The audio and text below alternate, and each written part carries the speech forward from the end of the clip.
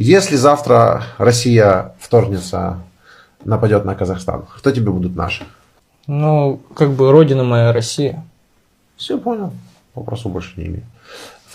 Орыс пен Украин соғысында қазақтың жігіттері тұтқынға түсіп жатыр Украинаға. Кеше үш қазақ жігітін көрсетті, Украин журналисті интервью алып жатыр. Былай деп сұрақ қойды қазақтың жігіттеріне. Бүгін Россия Украинаға шабуыл жасады. Ертең Қазақстанға шабуыл жасаса, не істейсіңдер деп. Сендер қазақсыңдар ғой деп. Сонда ортасында отырған қазақ жігіт айтады. Ну, я как бы, у меня родина Россия дейді. Сасып отырған жоқ. Соғысқа барам деп отыр. Қазаққа қару көтеруге дайын отыр мына жігіттер. Қазақтар, қазақ деп айтуға аузым бармайды. Қазақтан садаға кеткірлер. Екіншісі Байқоңырдан, үшіншісі Қостанайдан екен. Осылардың тәрбиесімен біздің билік шұғылданбады.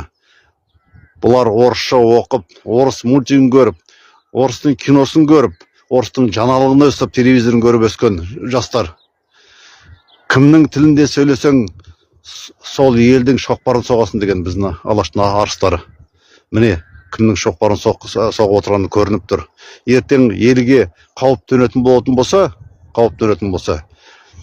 кім қорғайды? Мына жастарымыз түрі мынау болатын болса. Ұлттық идеология жоқ бізде. Ұлттық бағдарлама жоқ мына жастарды тәрбиелейтін. Соған көңіл аудару керек. Ана сасып отырған жоқ, шешесімен сөйлестірсе ана тұтқындарды. Мама, не переживай, скоро обмен, приедем домой деп қояды. Бір үлкен ерлік істеп отырғандай. Қазақтар, балаларыңды қазақ мектебінде беріңдер, қазақша тәрбиелеңдер. Әйтпесе, олар ұрпақ болмайды. Мұндай ұрпақтың болғаннан болмаған артық. Ертең өкінесіңдер. Орысша жалғастырайын, мәңгүрт түрік түсінікті болсын.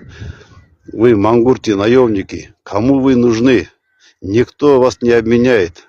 Россия обменяет своих солдат. А вы наемники, вы поехали воевать за деньги. Вы, мангурты, не нужны ни Казахстану, ни России, потому что вы не русские и не казахи.